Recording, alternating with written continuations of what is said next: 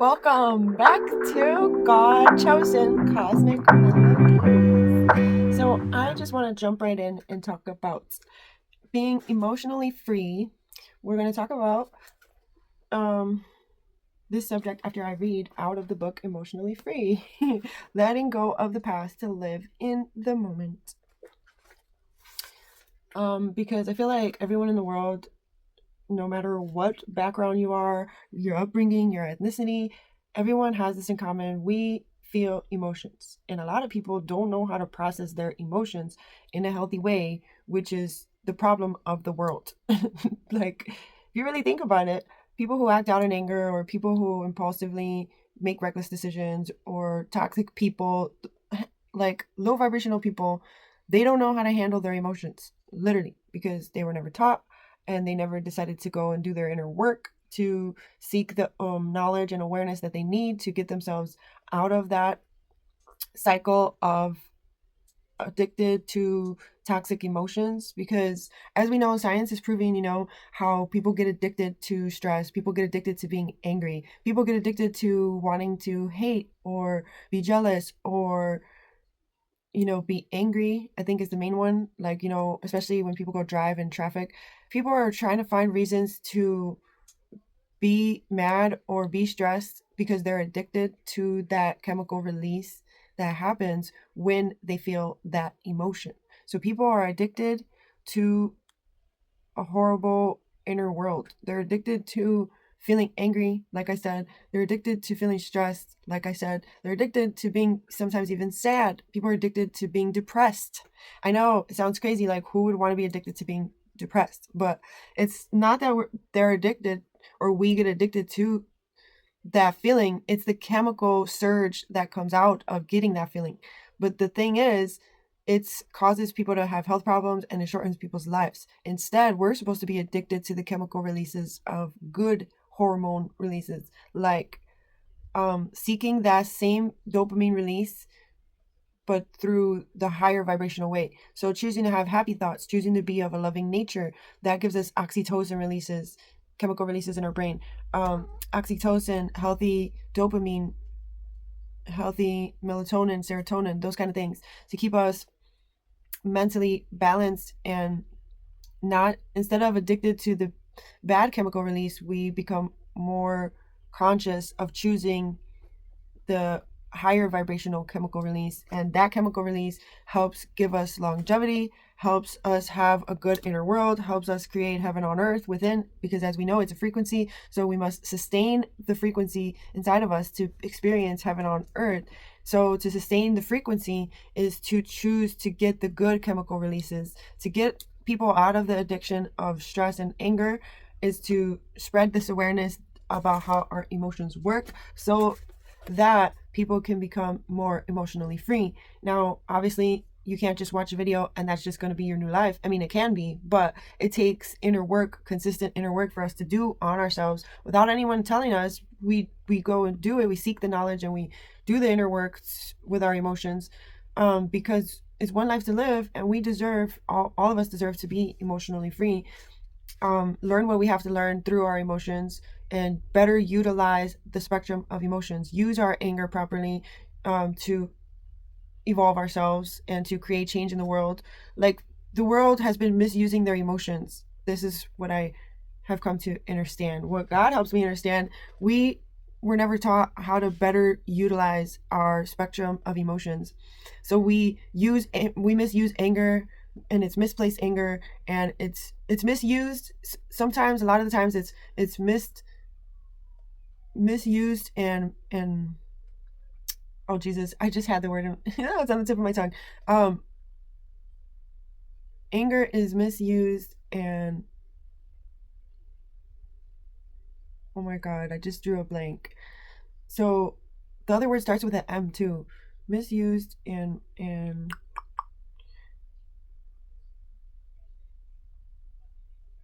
oh, well then. I literally just had it in the forefront of my mind. I was about to say it right after, and then, oh my God, I can't believe, no! All right, it's not a big deal. I'll remember it.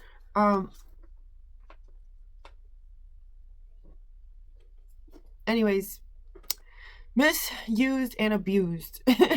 Anger. People abuse themselves when they're in anger, and they abuse others, and they misuse their anger. And misplaced. There you go. Oh my god. Okay, misplaced anger and misused anger.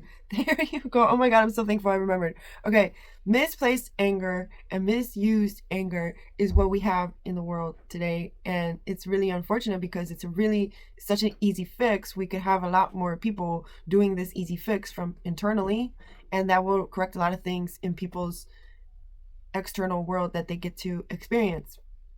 So God guided me to this book, and I opened up to the book and I asked, like, what do you need me to know?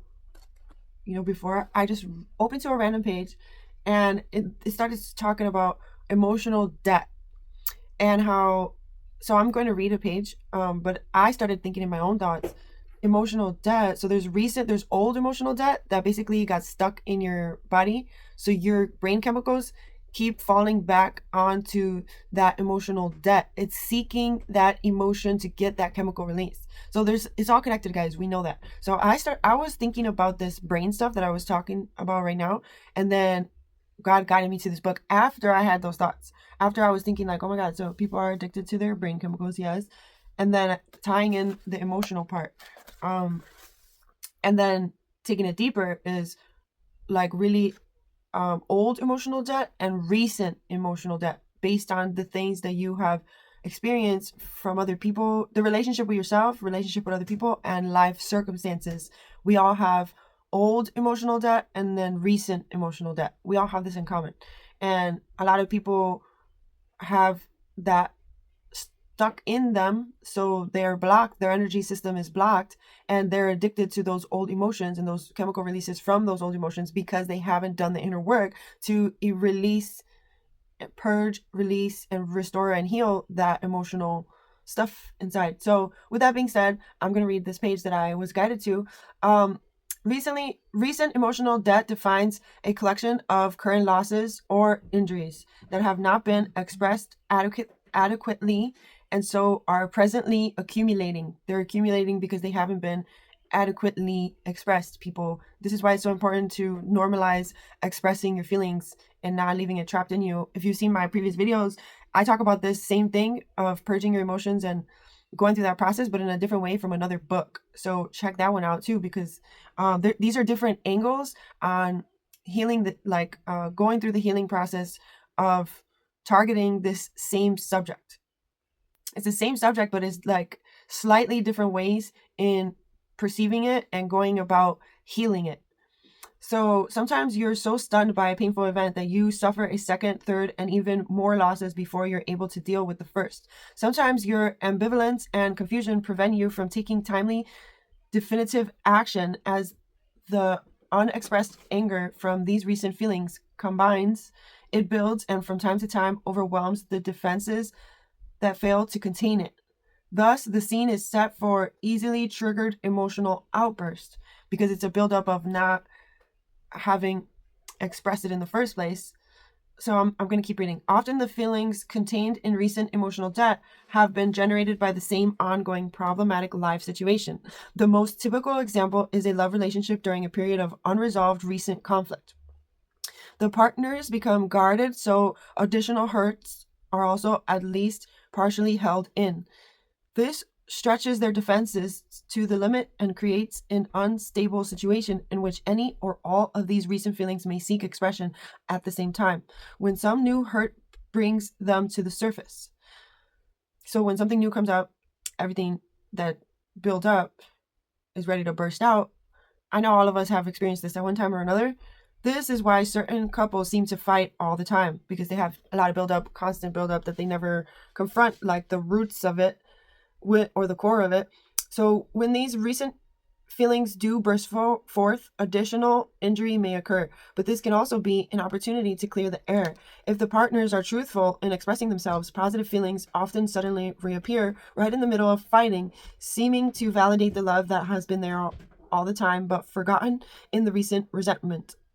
This can also, however, be a time of desperate action. The feelings of recent emotional debt are usually accessible, even preoccupying, and the pressure can motivate you to implement important decisions when you're not at your most clear-headed. I kind of like speed read through that. So yeah, the feelings of recent emotional debt are usually accessible, even preoccupying, and the pressure can motivate you to implement important decisions when you're not at your most clear-headed. Oh, okay. So when there's a buildup of emotions, sometimes it can be a good thing, because then you make a more definitive choice and a definitive action to take because of that buildup, that a person gets fed up and then they take action. So sometimes it can be a good thing and it can be a bad thing, depending. So recent emotional debt can tip the balance of expressing either way. Oh, it's kind of like what I said, either way. So I think if everyone realized this, that if they have an emotional buildup, they can use that emotional buildup to make a definitive decision and take a definitive action. The combined energy of the feeling contained tends to push them all towards expressing, creating an opportunity for you to develop emotional openness. Or the negative implications of these unexpressed feelings may cause you to doubt yourself and thus repress your feelings even more deeply. The situation is further complicated as feelings contained in recent emotional debt awaken older feelings from remote emotional debt. For example, a dependent person who experiences several rejections in a short time denies these rejections, which causes the injured feelings to accumulate as recent emotional debt. The hurt is then converted into anger, which lowers the dependent person's self-esteem. In time, the person recollects as a sense of negative familiarity, similar feelings stored in remote emotional debt, which leads to the feeling that the present situation is the way it has always been and will always be. What's the use? The person acts, giving up and inviting further complications into his life. So basically, because the person never confronts that underlying thing, the thing that's happening inside of them needs to be looked at with introspection. That inner therapy, that inner therapeutic process that you do with yourself through introspection, through inner alchemy, right? So that you don't fall into the trap where, like it says, the hurt is then converted into anger. And then when the hurt is converted into anger, they then fall back into the same loop, which leads the feeling that the present situation is the way that it has always been. So basically, it's back into the vicious cycle from hurt feelings back to anger, hurt feelings back to anger. And then you accumulate an emotional debt that every single time you get hurt and it turns into anger, you're adding more emotional debt onto your plate. And emotional debt basically keeps you trapped and enslaved. Think about being financially in debt. You get enslaved financially to that debt. So people then get enslaved to their lower vibrational version of themselves because they're not putting themselves through that inner process of looking at those hurt feelings that ended up turning into turned into anger, and turned into hate feelings, jealousy feelings, those low vibrational feelings. All those low vibrational feelings started from a place of hurt that was never resolved.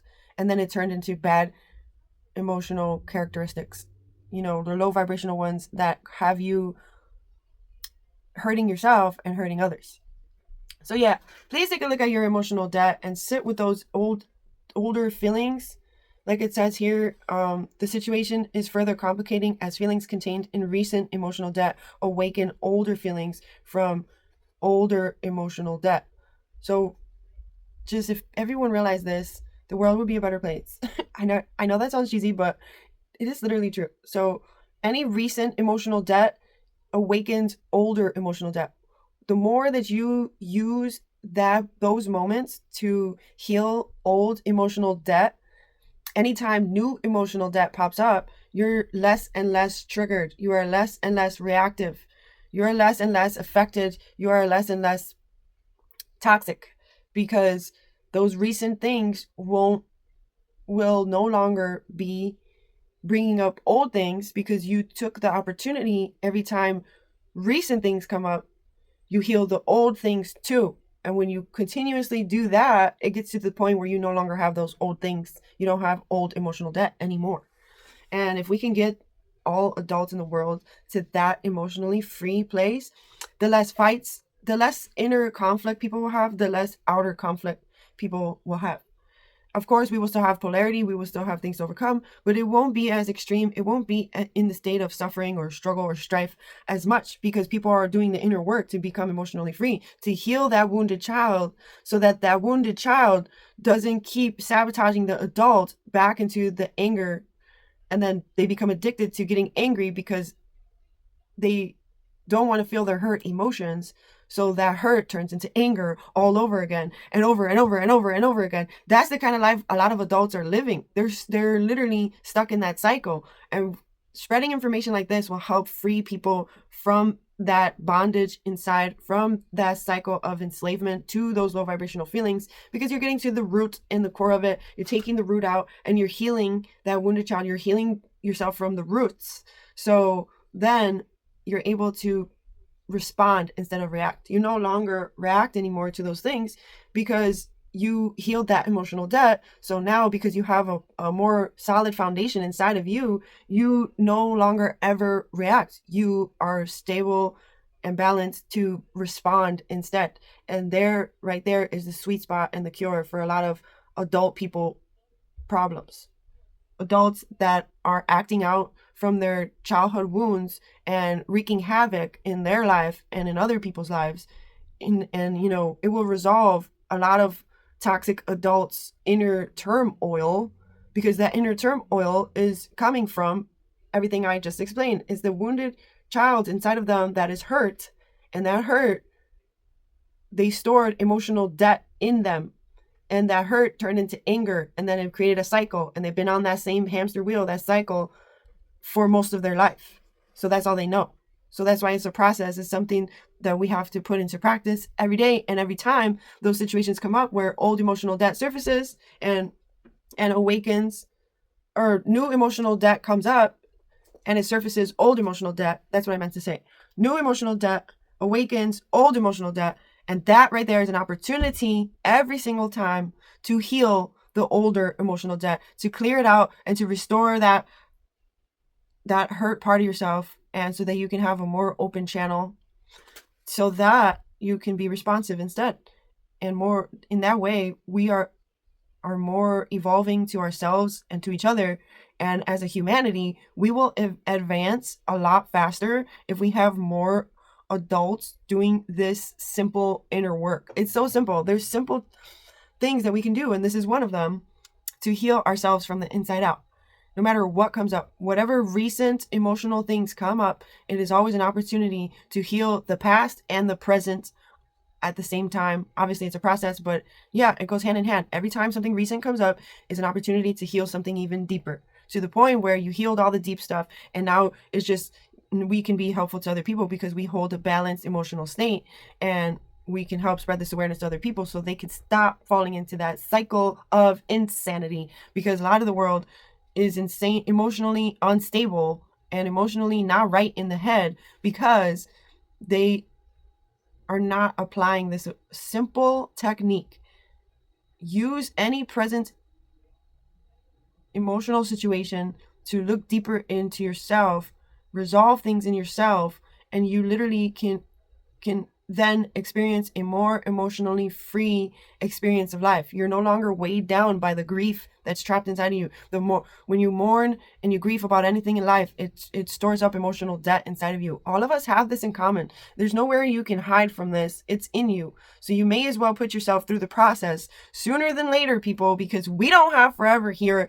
We do in the soul, but in this human form, we need to unlock and release any blockages from our energy system by getting to the bottom of this emotional debt that is stuck and trapped in most people's energy body.